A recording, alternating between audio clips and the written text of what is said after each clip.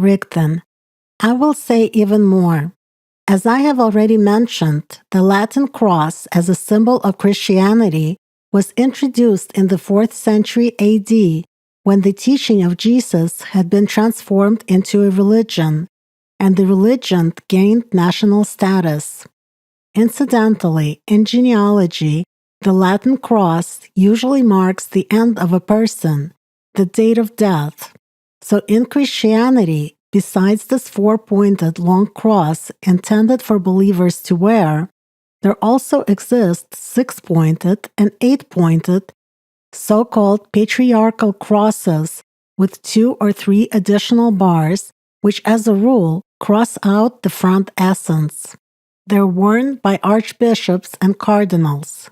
The general concept of this religion interprets the presence of this upper bar as a board, plate for the aforementioned title of Jesus in the Latin abbreviation INRI, and if the sign also had a lower slanting bar, it was simply explained to a believer in the material context of the religious interpretation that this was supposedly a bar for Jesus' feet.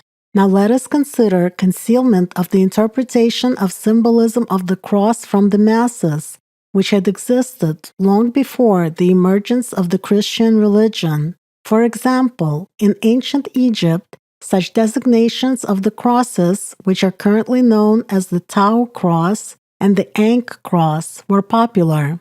In the secret knowledge, the Tau cross meant, using the modern language, the human life in the material world, a manifestation of the emotions and thoughts initiated by the back and the lateral essences, whereas the Ankh cross already combined 2 different elements, the dominant circle and a Tau cross hanging from it. The Ankh cross symbolized the perfect human, with the spiritual nature dominating in him, the prevalence of the front essence over the other 3 essences, and domination of the spiritual over the material. This is why the Ankh cross was placed in the hands of the supreme ancient Egyptian gods as a spiritual symbol, a sign of immortality, of eternal life. The Ankh cross is also known as the key of life, the key to energy, the key to revival, of spiritual transformation.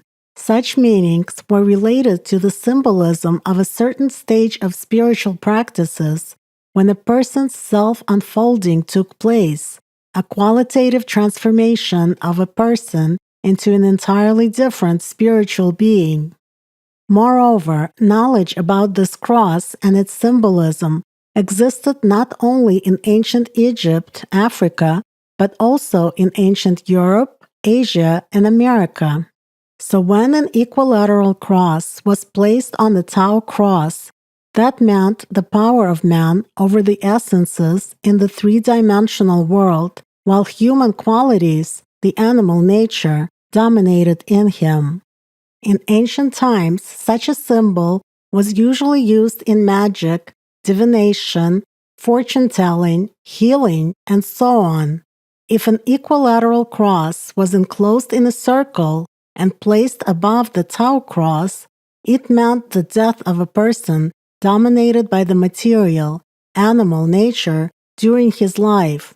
Simply put, this symbol meant leaving for reincarnation. However, other meanings of it existed as well. Anastasia. So it means that the patriarchal cross is in fact an equilateral cross above the Tau cross, a symbol of power over the material world through magic. This is also crossing out of the front essence. So that means it is rejection of the spiritual in favor of the material. Rigden. Quite right. While a bar in the lower part of the cross means refusal of your human past and devoting yourself to service, only the question remains unanswered: service to whom? The answer to it is found in the meaning of the dominant sign in this symbol. As for the long cross with an indication of 3 bars as stairs leading upwards, which today is called the papal cross, Since ancient times, such a sign has been used to indicate the one who sought power over the three-dimensional world when the symbolism of an individual person was involved. However, such delicate details are naturally never disclosed to believers. This happens partly because the hierarchical top group of people conceals them, and partly because ordinary religious ministers who adhere to the traditional interpretation of this religion are unaware of this information. And the letter was invented during formation of the main concept of a given religion to somehow explain this ancient symbol to the masses. Perhaps I shall give a simple example for a better understanding. If we ask a believer who wears a cross next to the skin what he feels when he remembers about it, sees its reflection in the mirror on his body, or touches it, we may then hear the answer, which is quite standard in such cases. The person will say that at this moment he recalls the suffering of Jesus Christ during the crucifixion, and that he feels a sense of guilt and his own sinfulness. Such an answer is typical of almost all the believers of this religion. Note that at this moment they do not recall the teaching of Christ, his sermons and guidance, do not think about the salvation of their soul, about love for God, but instead they feel a sense of guilt and suffering and experience fear. Why? Because the back and the right essences become active in their energy structures. This is a telling example of how signs and symbols work, influence at the subconscious level, and how priests use them in their systems to control the masses. It is no wonder they conceal the primordial knowledge from people. Otherwise, if people knew about it, they would start asking questions that are awkward for the religious leaders. For example, why they, the believers, are wearing a symbol that imputes a sense of guilt in them, leads them into depression at the subconscious level, stimulates suffering and negative memories about their past, while religious ministers are wearing a symbol of power over the material world. After all, by definition, both of them in their faith should be striving for love of God, the salvation of the soul, and for the spiritual world. Anastasia. Yes, when you begin to comprehend what kind of signs and symbols they surround you with from all sides, understanding comes why the material mind dominates the society, even in places where people try to find a spiritual outlet for themselves. Rigdon. I have already said this many times, and I shall also repeat now. It is in the hands of people themselves to change the situation. Everything depends on the dominant choice of each person. But let us get back to the topic of the signs of the four essences. While the equilateral cross was a symbol of a regular person, the diagonal cross, a turned cross, and its variations, often with a circle in the center, refer to a personality which is moving along the path of knowledge and which is aware of sacred information about the human being and meditative practices related to the four essences.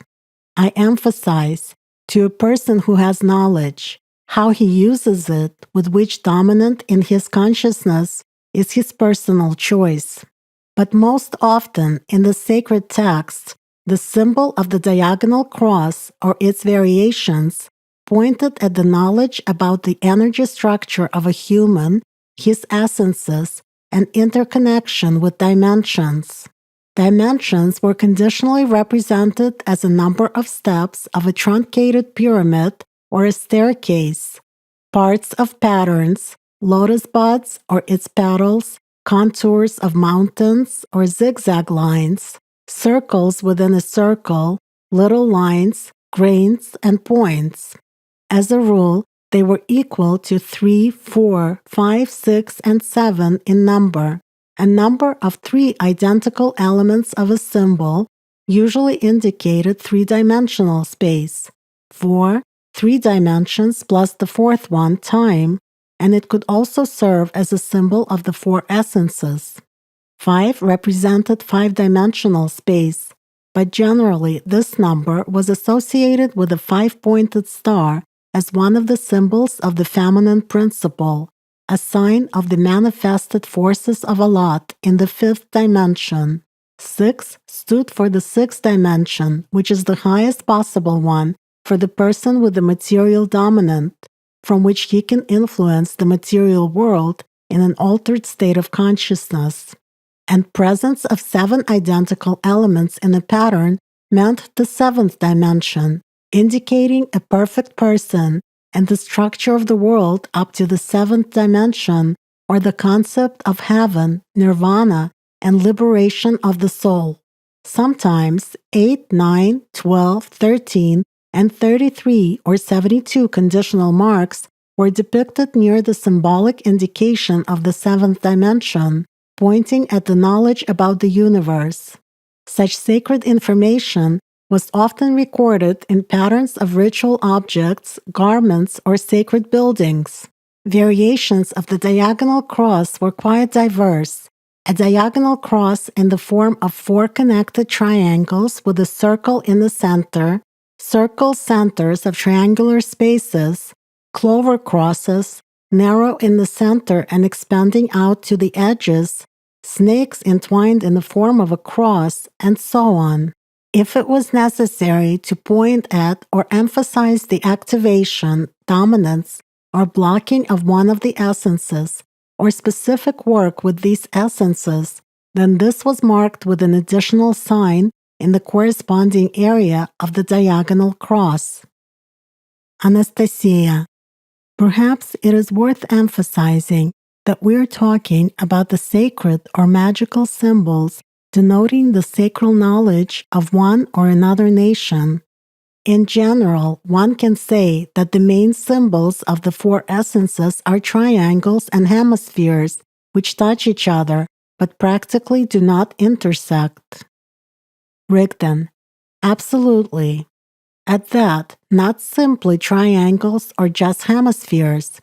As a rule, these are equilateral triangles, the 3 sides of which point at 3-dimensionality of the space from which the observer, personality, begins his journey of spiritual development.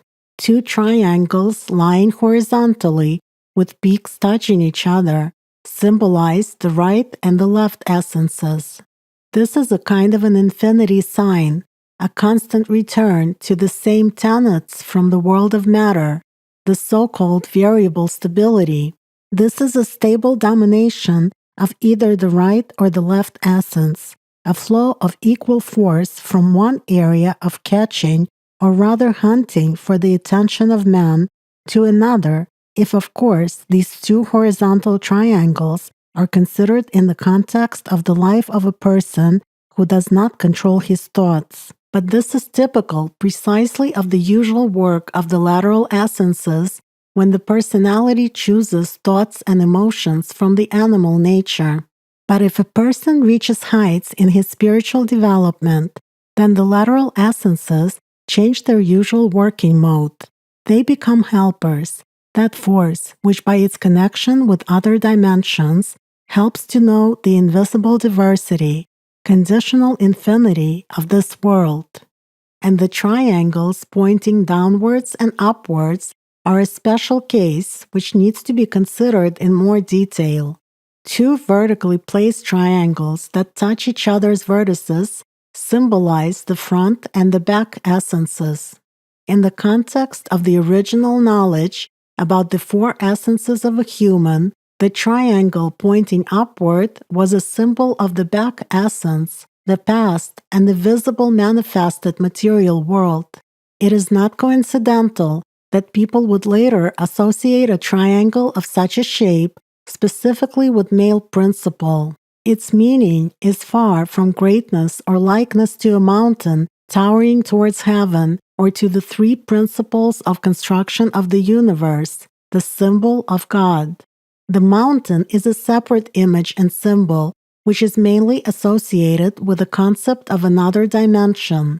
and the symbol of God in the form of a triangle pointing upward signified the three principles of construction of the universe: God, the idea; Lotus, the plan; and Allat, implementation of the idea and the plan.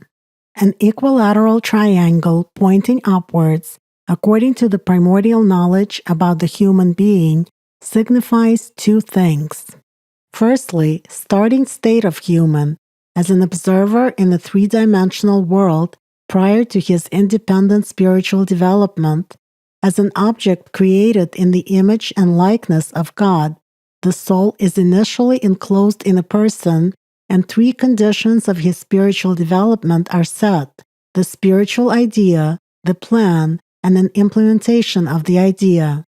Secondly, if we're actually speaking already about the process of human spiritual development itself, the emphasis of which shifts to the front essence, that is, to the upper triangle pointing downward, or on the contrary, if we are speaking about the person that is bogged down in matter and in whom the animal nature dominates, then the meaning of the lower triangle was quite different. In this case, the triangle pointing upwards symbolizes not only the back essence, but also aggression of the material world.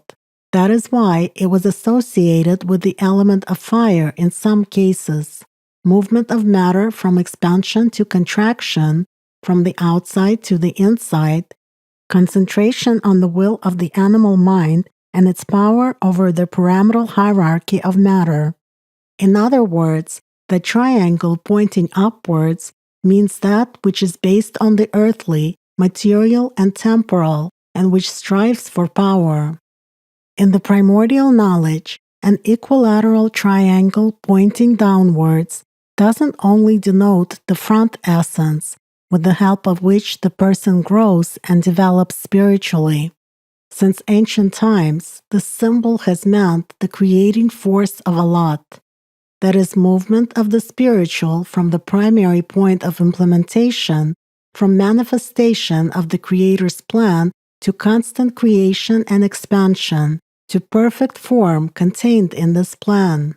It is no coincidence that in ancient times, a triangle pointing downwards was associated with symbols of the feminine principle, with supreme goddesses, who in the beliefs of different peoples embodied the creating functions of the Great Mother as the progenitress of the whole world, and connection with the water environment, which was in association with the spiritual world.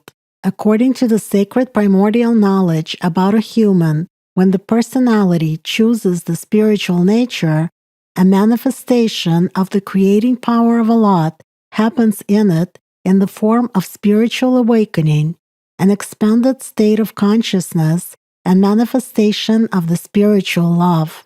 That is why during spiritual practices, a person experiences feelings of comprehension of everything, omniscience, and all-encompassing love for the whole world. This is precisely the work of his front essence and a manifestation of the powers of Allat, which restore and manifest the connection of the personality with the soul.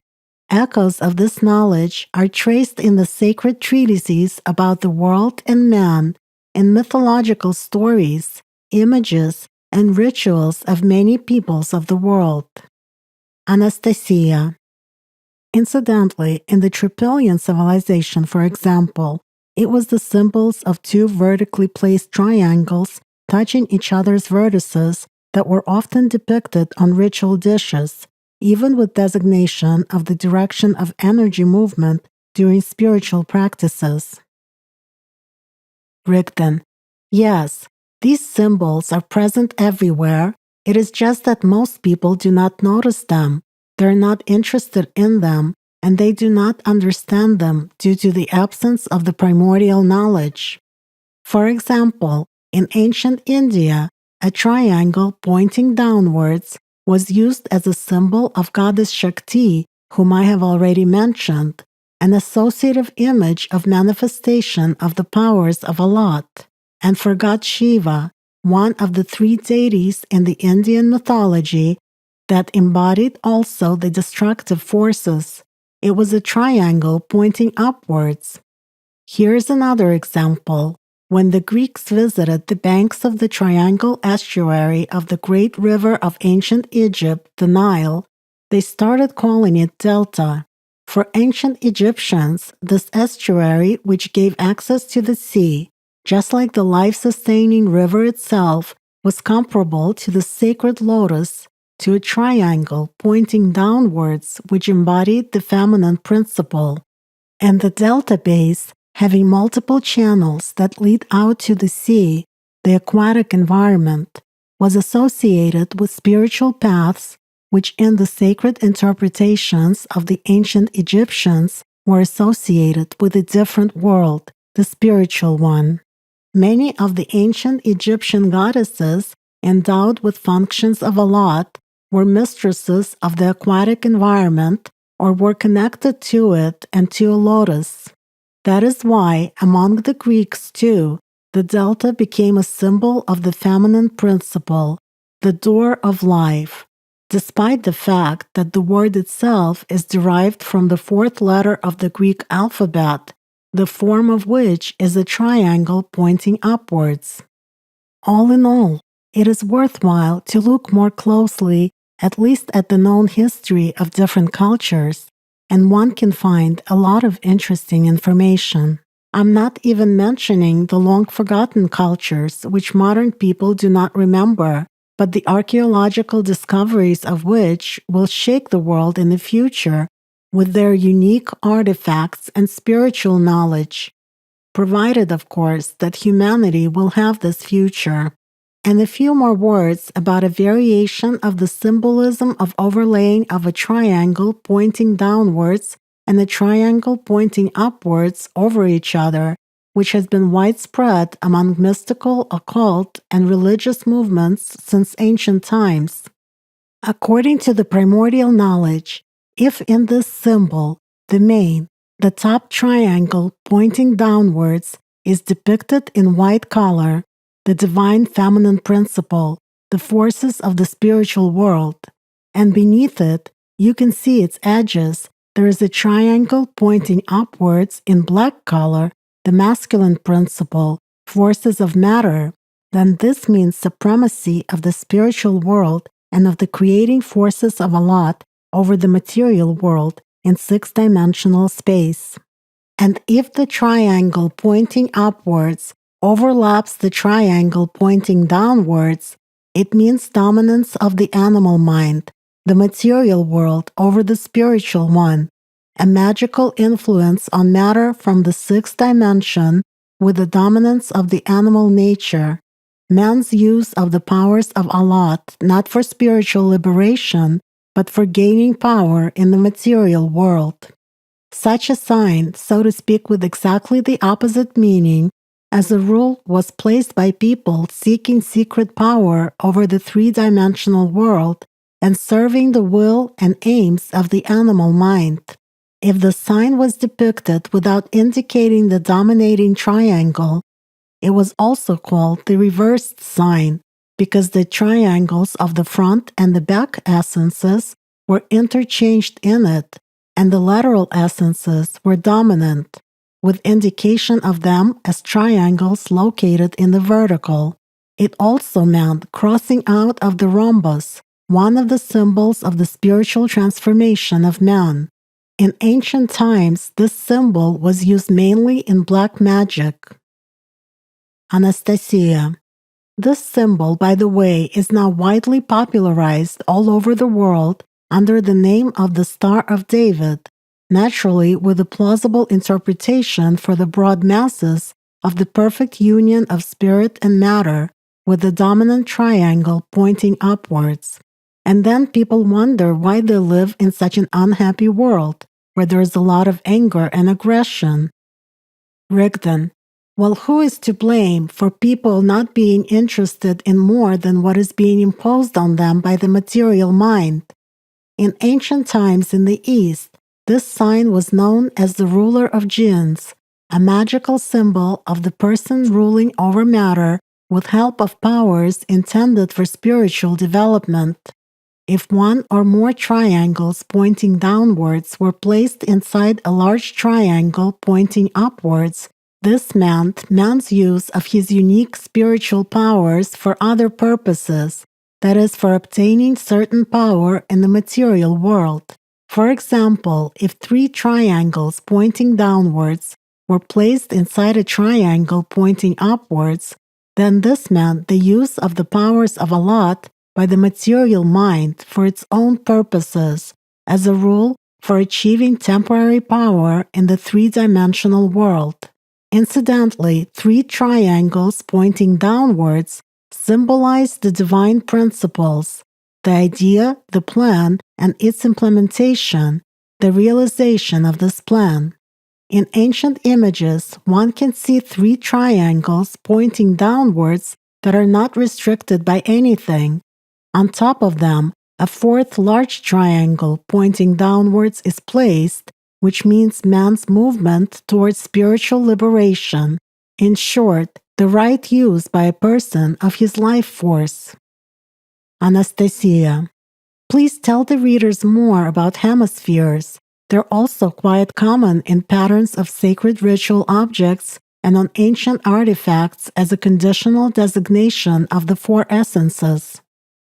Rigdon. Yes, for designation of the 4 essences, they also use the symbols of semicircle, crescent, and arc as a certain part of the whole. This being said, the lateral arcs, which were located vertically, were symbols of the lateral essences. The arc that resembled an overturned crescent or a bowl placed upside down symbolized the back essence.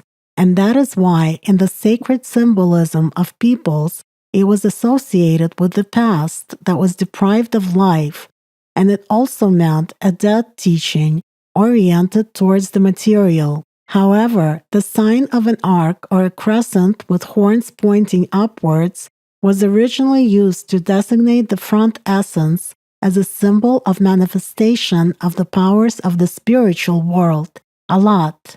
This, strictly speaking, gave rise to the appearance of designations of other essences precisely in the form of distinctive arcs and hemispheres. Thanks to such a depiction of the front essence and of the sign of Allat, some peoples acquired associative symbol of a bowl as a spiritual container which is ready to be filled with creating powers of Allat, or in the beliefs of the ancients with crystal clear water, which was an association with the spiritual world.